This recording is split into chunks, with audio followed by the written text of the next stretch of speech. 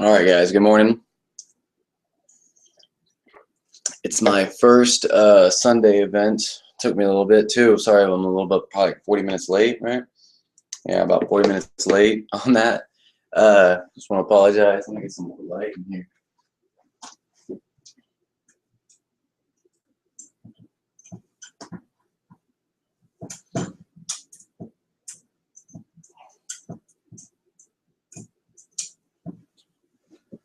All right, much better. All right, I'm not really broadcasting today just for viewers' sakes, so I'm just pretty much just trying it out. Just trying to talk about what we did talk about all week long. Monday, we're talking about the new games, new updates, GTA 5 Online. We were talking about Elder Scrolls. Actually, Monday was when right the day before Elder Scrolls came out, so it's kind of interesting actually. And then Tuesday came out and a massive explosion of video games, and then the servers crashed for Elder Scrolls, and there's a lot of stuff that a lot of people have questions about because Elder Scrolls was doing a lot of maintenance. When in the MMO come out, you guys have to realize that there's going to be a lot of problems. I mean, you have to think about it. Millions of people are connecting to the one server constantly. I mean, it's not like you just log in and boom, that's done with connectivity. No, when you log in, it's even more connectivity, even more people that you're gonna. The more you walk around, the more of the environment it loads in, and the more people that load in, it takes more to load that for those people as well. And then you have to take into account the people that are recording as well. Like live Twitch stream and YouTube and even Ustream. Like everyone that's streaming is using internet some way or another, and it's zapping that connectivity. So I mean, and Elder Scrolls tried to change up a bit by making a mega server.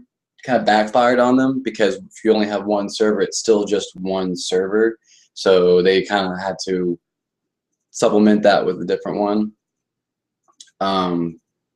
But right now, after playing about a week of Elder Scrolls, it's pretty interesting. If anybody that's played EverQuest, they know what that game is. They know how the concept works. It's like a little bit easier version of EverQuest, a little bit more modern too. It's pretty cool.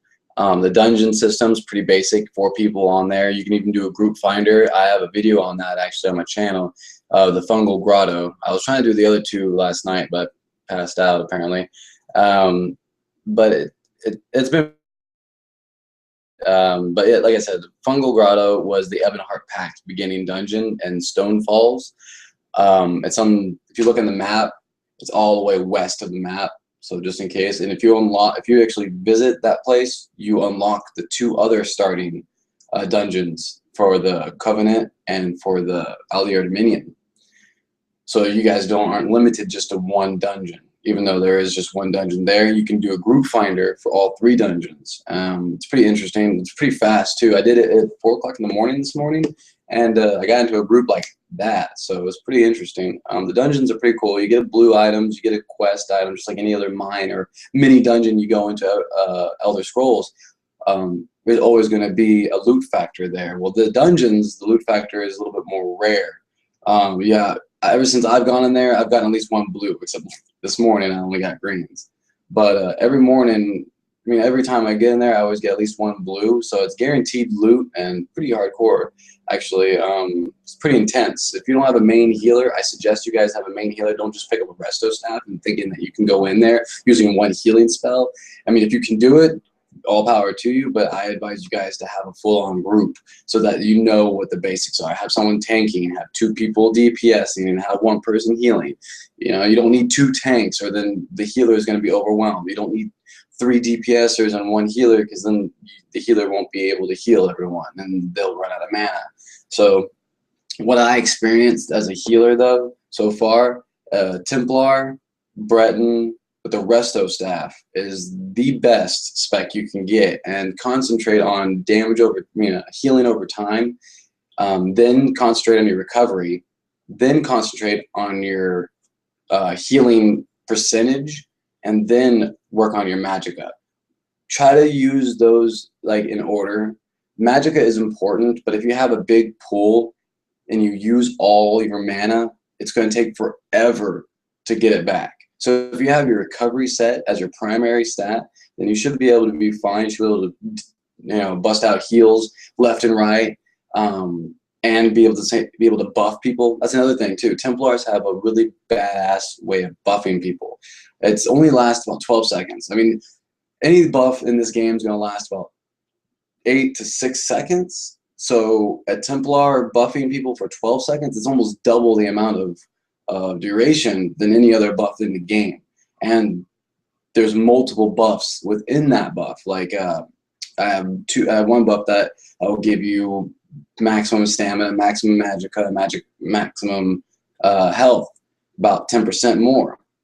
And then another one gives you more damage, more healing percentage, and healing over time. The other one gives you a shield, resistance to spell, and it gives you more damage. So I have some of them intertwined with another, but I try to make it to where they've morphed into something that's going to benefit the group. I mean, when you're a healer, you're benefiting the group. You're not necessarily just healing. You're not just making a healer for yourself. So damage dealing, Nightblades, and sorcerers, even Dragon Knights, they're pretty decent on damage. Now, Nightblades, as far as I can tell, they concentrate on their main attacks, and then when they use their magic attacks, that's more or less like either survivability, or basically getting away, or using those abilities to supplement the group, like giving them buffs or giving the enemies debuffs. I found that out. With the sorcerer, they're just a hard-hitting son of a bitch. They'll take forever to cast their maximum spells, but when they do, they'll be able to hit multiple people, crowd control. They'll be able to shackle. They'll be able to hit one badass target at the time. They'll be able to summon creatures. They're also the only person that can summon creatures, so it's they're good soloers as well. But they're pretty much almost a must-have in a dungeon. Same with, just if you can't get a sorcerer in there, try to find at least 2 Nightblades and a Dragon Knight, then find a healer. Templar, I advise you guys always have a Templar with you, and always have a Nightblade, and always have a Dragon Knight. That way you have at least the basics. And then the 4th player you could always use for make sure you just damage or a tank, but always make sure you have that that combination, because then you're almost guaranteed to win. And if you have different classes and people are using different items, that's another way that you're guaranteed loot, because that one person that's using a Dragon Knight is picking up a resto staff. He's not going to necessarily use that resto staff, so he might be able to trade it with you that you got a 2-handed sword. So it's actually pretty decent how they actually use that trading system in there. The classes are very unique. They're not preset like most PlayStation 4 next generation games are. Most games that are coming out, they're preset for you. You pick a class and you only pick a 3 skill trees in that class, but you're going to use up all those skill trees in the first place. So there's no real choice in that matter. In this game, there is real choice, and it's actually even more difficult to get a skill point, because you kind of like wait, and you want to make sure you use it for the right thing, because you kind of almost make it feel wasteful if you use it for provisioning or use it for a trade skill, but it's not. You actually help yourself even more, because even though you do quests, you get gear, you're not going to necessarily get the gear that you need for your class. So if you do crafting skill, not only is it guaranteed making money, but you're actually guaranteeing the environment to move on with yourself. Like, you get a mace for one quest and you need a staff, so then you break down the mace, you sell the stuff that you needed to, then you get the materials to make the staff, then you build up the staff, because you just, so I mean, you can use this routine over and over again. So not every item is useless. When you get an item, break it down, you get a skill, you get experience points for that, sell that item, use that money to buy the materials you need, or go look for more materials. Either way, there's a choice for everything in that game. So make sure you use the right choice for your character. If you're also a sorcerer, or in these classes that ESO built, you don't necessarily are bound by a weapon, they say. It's true. It's true. You can do whatever you want. But if you want to be more accurate at your class, like a Nightblade, obviously, if you use a destruction staff with a Nightblade, it's going to be kind of difficult to sneak around and use a sneak attack. So I mean, they kind of want you to use weapons more built your class. You can do whatever you want, but at the same time, like I've seen a Nightblade. Everyone knows a rogue sorcerer. Well, a rogue sorcerer is still built in this game. Actually, they're pretty badass. You can't use magic as a silent. So I mean, once you use a magic, they all know who you are. So it's not really good to play a shadowy sorcerer. It's more or less good to use maybe a siphoning sorcerer, because a siphoning Nightblade uses his attacks, his melee attacks at least, when someone gets close enough to you to survive and to get away, to get health. And the sorcerer Nightblade, when he's using his destructive staff, he can hit them a long range, and when they get close enough, he can use his siphoning abilities to get away, and by the time he gets away, he's full health. So it's kind of interesting how they made it. So you can do whatever you want, but if you want a guaranteed set class, they still have that for you. As far as the Dragon Knights are pretty cool. They're pretty cool looking at. There are a lot of cinematics within the character. When they buff up themselves, they become even more of a dragon. Like, they have skin of a dragon, they have claws, they have wings, they can leap, they can throw chains at you. They're good with tanks. They're the perfect tanks. Besides a Knight Templar, the Dragon Knights are actually really good with tanking. They do a lot of heavy damage as well. One of my friends, Awesomeness, is actually in a group. He tanks and does damage. He actually does more damage than any of the damage dealer classes that's in the group usually, and he's the one that's tanking. See, if you're playing a game like World of Warcraft, that doesn't happen. You can't be a tank and do damage at the same time. I mean, you can think you can, but it's not happening, because the rogue's going to do way more damage, almost triple the amount of damage you're doing as a tank in World of Warcraft. And EverQuest, or in Elder Scrolls, it's not like that. It's actually anyone's game. You can be a tank and still do more damage. You could be a healer and still do more damage. And it's pretty insane what they have it built. Another thing with classes, with the Templar provides you with the ability to recover a lot better when you're a Breton, Presto Staff, and a Templar. If you use those three combinations, you're actually the perfect healer, because then you have the perfect combination. The Breton for the light armor, the Resto Staff for the extra healing boost, and then the Restoring Light for the ultimate healing powers. And then when you have all those three combined, the passive abilities make you recover your magic on all three trees, make you have more magic on all three trees, have you resistant to all three trees. So I mean, you're pretty much building your character to where you are resilient, you are able to heal and recover. You're not necessarily a big mana pool person, and a lot of people get that confused. When you become a Templar to a sorcerer to a sorcerer to a Templar, you do not need to worry about your mana pool that much. That's your last stat to worry about when you're a healer. A lot of people might disagree with me on that one. You know, go ahead and email me about that. But I'm going to disprove you every single time you're telling me that. I've been a healer for probably longer than 10 years now, and I know exactly what I'm talking about when it comes down to breaking a healer down. You need recovery because you're going to use your mana. You need resilience. You need to have your light armor built up to where you can actually recover your mana efficiently, not just a little bit, but a lot. And resilient, so that when you do have attention, and you're going to get attention because you are a healer, there is no fade, there is no backing out. Once you get that person's attention, it's up to the tank to get them off you. So in the meantime, you're resilient. You can actually take the damage or take that spell damage, and it's better for you. It's better for the group too, less stress. When you're crafting, try to make sure you're crafting for the healer, magic and recovery. That is where you can bust your skill out with mana pool. When you enchant your armor, when you already make your armor, you can make it to where it's whatever you want. But I would advise you to enchant it with all the magicka. So that way you don't have to worry about your mana pool. So every time you build something, every time you get something, just put a little bit extra mana on top of that. You don't have to worry about putting the stat into magicka. You can probably worry about that later on, but not right now. The Dragon Knights, the Nightblades, and the Sorcerers. The Sorcerers are pretty interesting. They're heavy hitters. They are crowd control heavy hitters. They are pretty intense. You can summon, you can use your dark arts for heavy hitting, or you can use your storm calling for crowd control. Not much to increase your magic. You need a big mana pool for a sorcerer. You need a resilience for your sorcerer. Those two are the main things, magicka and resilience. You don't need to recover because you're going to be able to build up your character as a sorcerer that you don't need to use magicka as much. Destructive staff, sword, shield, doesn't really matter with a sorcerer, really. As long as you're resilient and you have a big mana pool, you can use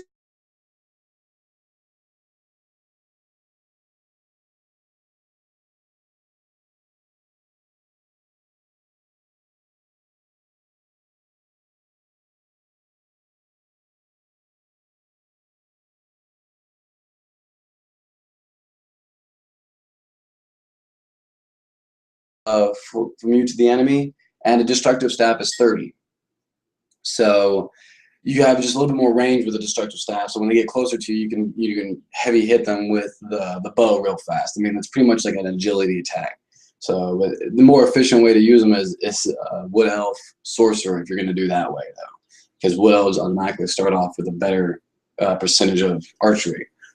Sorcerers pretty much not much more to talk about with the sorcerer. They're pretty big heavy hitters. If you're gonna go with summoning, I haven't really played too much of this, but if you're gonna go with summoning, I would go with survivability, because you have to take into account that these animals, these creatures you're summoning, are there to protect you. They're there to die. They don't need to survive, but you do. So I would build your character up to where you can survive. You're resilient. You have a big mana pool, and your pets either heal you or they protect you. I would have it that way, just so, because you're a sorcerer. The healer, you're just squishy. Sorcerers are squishies. Main healers, they're squishies. They're people that you get hit and you're in danger.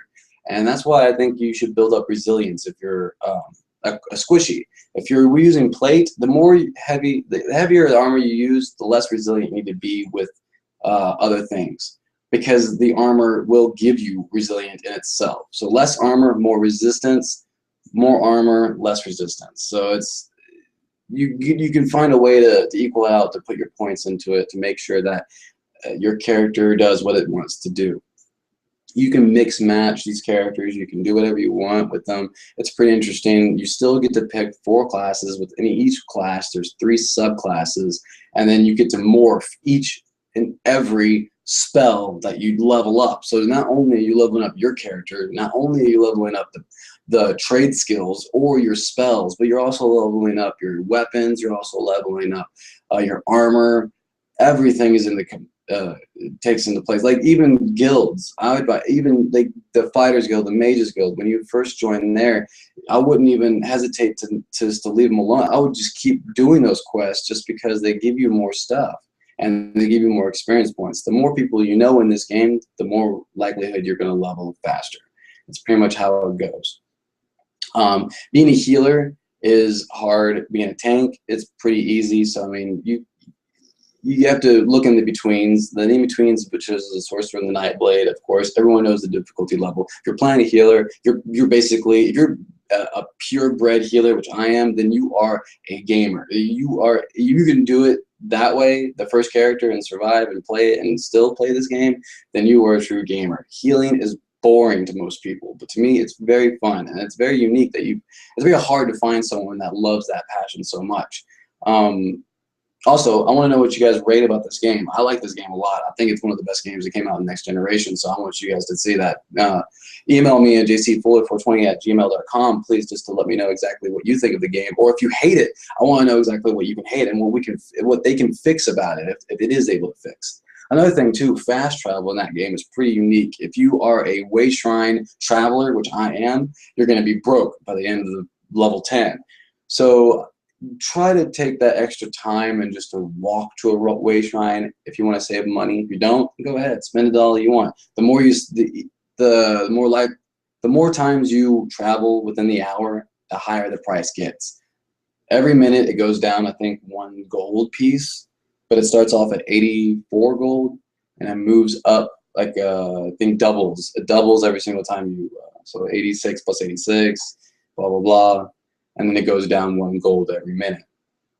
It's pretty, if you travel a lot, you can go up to 500 gold, 600 gold. So I mean, like, if you're trying to save up for a mount when you start off, I would not travel that way. That's another thing too. If you're 1 to 10 and you don't spend any money or any gold, which you really shouldn't need to, unless you want to you level up your trade skills, you will guarantee 10,000 gold pieces for your first mount. So, I mean, if you want to be patient, if you don't want to be patient, it's all up to you on whether you want that character to be or to have. A mount is very, very important because you're going to be traveling basically everywhere. And it's very hard to play the game when you're walking for about an hour just to turn in a quest, and it's pretty rough. So 1 to 10, it's worth it to save money to at least the 10,000, and then you can level up your trade skills once you get to Deshaun or whatever the second area is for your character. But the first character, I advise you guys just to pay attention to your character, learn your skills, level up your skills. Trade skills aren't really that important, 1 through 10. You have that fungal grotto at 10, so then you can get blue gear and stuff like that. And you have quests that give you gear. I mean, there's a lot of stuff from 1 to 10 that sets you up. Take your time in the tutorial. Loot everything you can loot in Elder Scrolls. In the first tutorial, the Cold Harbor, you get 3 recipes. You should have 3 recipes, which is provisioning. You should have a backpack full of weapons, and there's a lot of meat there. There's a lot of bait there. There's a lot of stuff that you need in the real world when you first get out in the tutorial. So they set you up in the tutorial. It's just up to you if you want to take it and to loot and do an Elder Scrolls game, if you know how to Elder Scrolls. Mounts the mounts are pretty expensive. It's 10,000 gold to 40,000 gold, I believe. It's pretty hard, pretty rough. The higher it is, the more reliable your mount's going to be. ESO Plus, that's the monthly subscription. I believe it's $15. You get 1,500 crowns. You get a mount, and you get 10% more experience points for your game. I don't know if that's worth it to you guys. You already paid $60 for the game. So if you want to pay $15 extra a month, and you also get the free add-ons, the expansions. You get them for free, and I believe they're going to be like 30 to 20 bucks. So $15 a month, it kind of equals out. I don't know how necessarily they're going to work that. If they work it the way I think they're going to work it, I would advise you guys just to, whenever they come out with the add-on that month, get the subscription and then cancel it after that month and then wait for the next expansion. Because really, if you're doing it right, the expansions I think are going to be 20 bucks, and I think the monthly fee is only $15. So then you get a lot more with that too, unless they're going to put a lot more into the expansions. I don't know yet. Wait until that comes out to see necessarily. Or if you want to do ESO Plus because you love the game so much, I think it'll prove that. Delves. Delves are miniature dungeons in the game. Kind of like sets you up for the first dungeons. They're like the little symbol that the fire torch symbol. They're pretty interesting, pretty fun too. To play. You get gear out of it, and you get major experience points. So it is worth going in, and plus you learn a little bit about the lore of the city if you don't want to flip through every single book in Elder Scrolls, which is a lot of books in Elder Scrolls. Another little thing I found out, by the way, Mages Guild in Davin's Watch or in your first major city, go to the Mages Guild and read every bookshelf. That should get you a level. If you go there from 1 to 5, and anywhere in between there, it should give you a whole level. If you're after 5, it should be close to a level, if not giving you a level already. So that's definitely worth it. And all the delves all around the main cities. The Harborage, no, that's just the main quest areas. The Prophet just gives you, every single time the Prophet calls you, it's every 5 levels. So level 1, you do your starting one. Level 5, he gives you one, and then level 10, 15, and I think I'm on the level 21. He just called me in, and you trigger those by going into any major city. The Prophet. So you go to a city, and he will. If you're at level 20, you go to a city, and he will ask you for your help. And then it's like the most urgent thing in the world when really you're just talking to somebody for about 10 seconds and he teleports you to somewhere else, whatever. But that's the delve. Delves are basically mini dungeons. They're a must do. Also, events. Events are pretty cool in this game. It's kind of like Rift. If you ever played Rift, the concept is to gather people together, group up with strangers in the game, and it encourages people to work together. In this game, it does the same thing. There's something out of the sky. Moloch Balg sends his anchors from Oblivion to Tamriel, and they're little swirly symbols that look like little hurricane symbols when you look on the map. and you go there, and an event happens. You kill the elites that he summons, and each elite will give you a chance to give you a blue, and then at the end of the event, a chest will appear around that circle, so wait for that chest to come out and loot it, and you'll get some stuff out of it. You should get potions, some materials, blue item, or a chance to get a blue item. If you don't get a blue item, I think you get 2 green items, and then a weapon. And again, that's the rarity of the weapon. You can get 2 weapons. So that's why I didn't say it's an armor and a weapon. It's always guaranteed a weapon, and it's a guaranteed rare item. So, or a chance for a rare item / green item. It's just random. Could be another weapon, armor, glyph, whatever. It could be anything. But Elder Scrolls provides you with a lot of stuff like that. You know, along the way you go at it. You can be going to a city and for a quest, and along the way this guy comes up to you and asks you for help because he got robbed. You go to the bandit cave to save him, and then the bandits have another story to tell you. Oh wait, no, this guy, you know, basically stole all of our supplies while we were sleeping, and he's lying to you. And then it gives you a choice. You could believe him or you can kill him. So I mean, there's a lot of things in that game that it gives you choices, and so far from what I understand, the groups are pretty well known. If you're in a group, for the healer's sake, please stay together. The most important thing in the dungeon is that you stay with your group. Farther away, the less likelihood you're going to get healed. And if you're the reason why the group died, most likely they're going to kick you. So if you want to get gear, if you want to do everything right, stay together. Make sure your class does the efficient thing that needs to do. Like if you're a damage dealer, he needs to be doing damage. If he's a tank, you need to have attention on you. If you're a healer, please do not run out of mana and heal. So, I mean, there's little things you have to worry about. It's not necessarily just jump in the game and it's easy play. No, there's a lot of stuff you need to do before you're ready to do a dungeon and before you're even ready to even explore. There's a lot of stuff you need to do. Crafting, I made a video about that, just a quick one, just to see what you guys can do. You can craft it. You have the options within the crafting to use a racial, to change the look depending on your race, or you can research other races, what they look like. You can make a staff that looks like an Argonian staff, or a helmet that looks like a Dark Elf helmet. It's pretty interesting on exactly what they've accomplished in that game, what you can make. So it necessarily doesn't really bind you to your class or your race. And it's pretty cool that you can learn other people's races' equipment. And then he gives you a trait. Now the researchable things are really difficult. You get an item and it says increases armor penetration by 12%. It's the bottom enchant. It should say powered. It's the section that's in powered.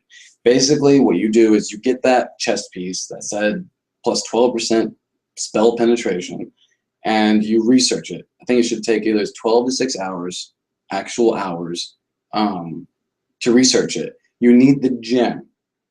Basically what you're doing is you're taking that power, you're putting it inside the gem. When you're making or crafting another chest piece, you can put that gem's power inside your chest piece. So the crafting is a little different than other Elder Scrolls games. There's a lot of complications that can get in there, and not every recipe is the same. Over time, it will get complicated. Also, there's crafting tables all around Tamriel. The ones that you find that are in random spots, if you push R1, yeah, all the way, you'll see the sets that it gives you. It has a chance to give you a set. You can craft those, and each set is, you know, if more items you have with that set, the bonuses that it has on there. It could give you plus 3,000 mana at the end of it. It gives you an ultimate buff at the very end of it. It's pretty interesting. Grand Theft Auto Online. Grand Theft Auto Online came out with a new expansion. A lot of people have some bitching to do about it. Basically, new cars are pretty cool. The 2 million cars, the only one that looks ridiculous, and the other ones are kind of not that fast, and they're too much money for what you're getting. You can just get an old supercar for the price that for almost the same price as the new ones, and it does way faster. It's more reliable. My brother-in-law actually tested the free one out, the Elegy. We tested that out. We just armored it up to 10%, and we tried to wreck the crap out of that, and it still wasn't destroyed. Nothing happened to it really. It was a hunk of junk, but it didn't explode. So The new money system is different now that you can do heists and stuff like that. People are demanding more money because of the the more things. $2 million for a car, so people want more money now. Thanks GTA. Now there's assholes in the world that are bigger assholes. So don't demand any more money. If you get 20% in a heist, that is good. That is, you should accept that right away. I wouldn't give you 20% if you're a total stranger. I would give you maybe 15.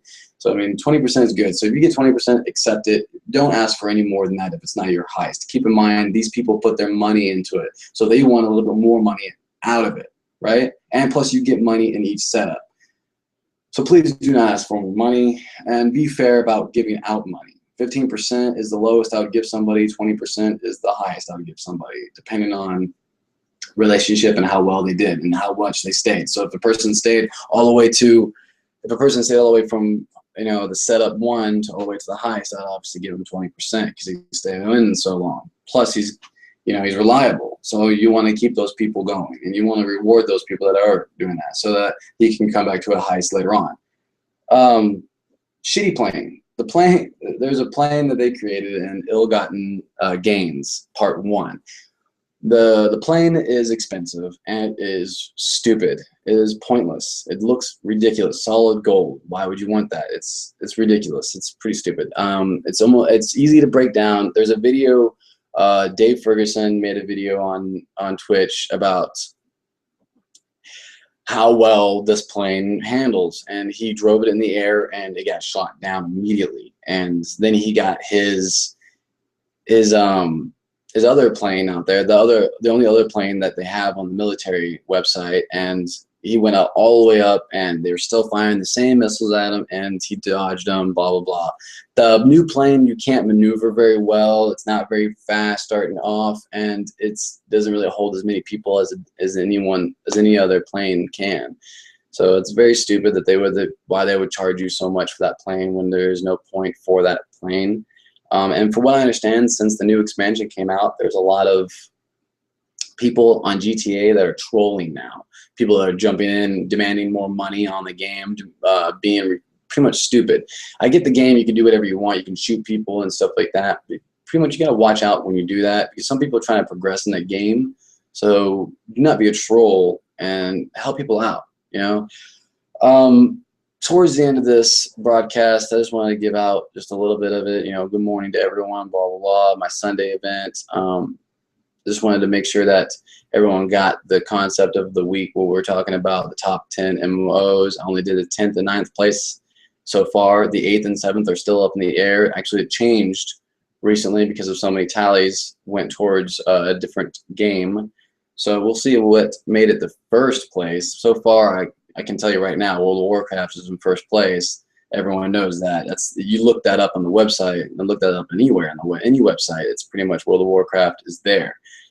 It is, I don't know. That's up to you guys if you want to make World of Warcraft the first top 10 MMO. So far, on my vote is Elder Scrolls. It's a pretty good game.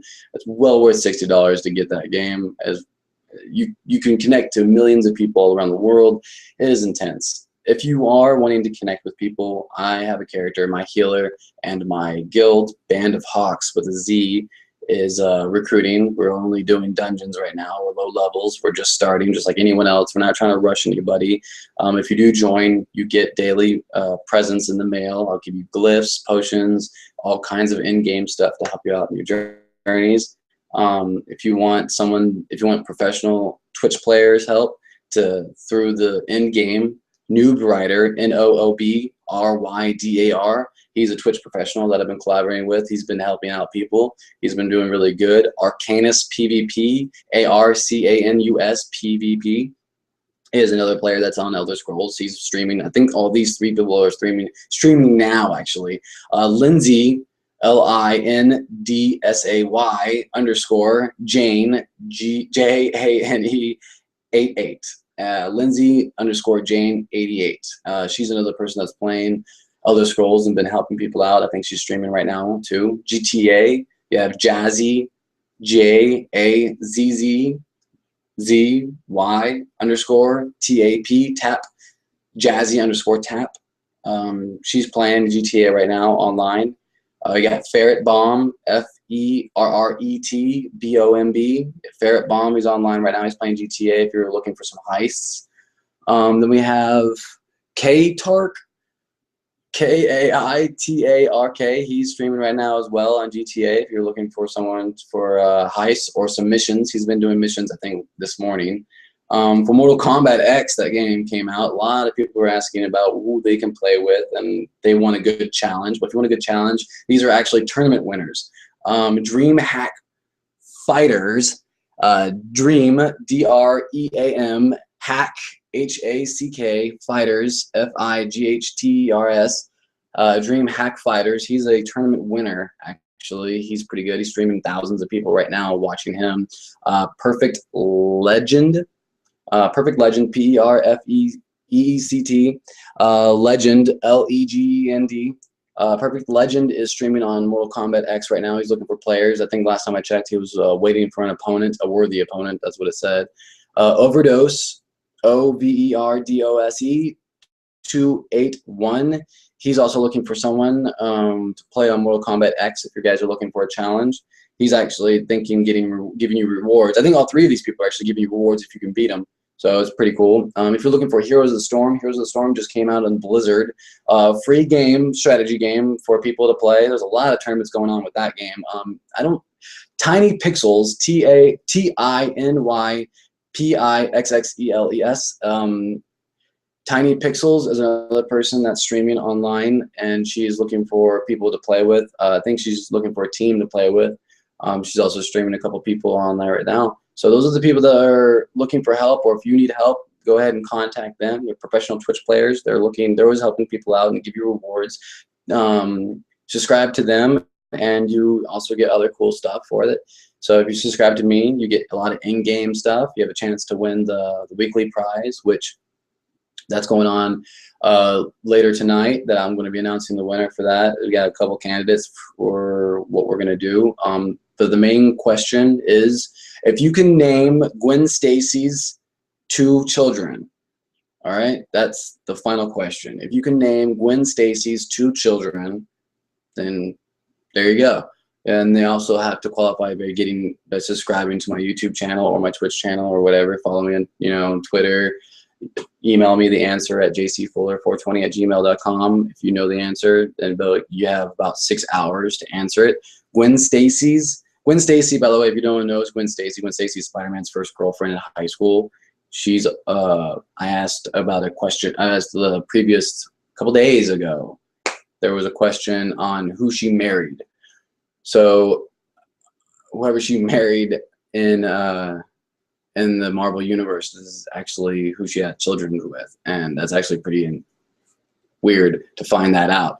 A little hint on that question: the Gwen Stacy's daddy basically something a lot to do with this. So if you look up her dad and then look up Spider-Man's enemy, then you might get the answer on what her children's names are. And if you want a bonus question, which is name the abilities they have, the right abilities they were born with, not abilities that they get over time, but abilities they were born with. That was the bonus question. So thanks to all you guys for watching a live stream on Sunday, Funday. I was basically just wanted to give everyone little pointers on Elder Scrolls, a little bit of news on GTA, recap on what we did all week, and the Twitch professionals that are willing to help you out. So, all right, guys, I'm out of here. You guys have a great Sunday. All right, bye.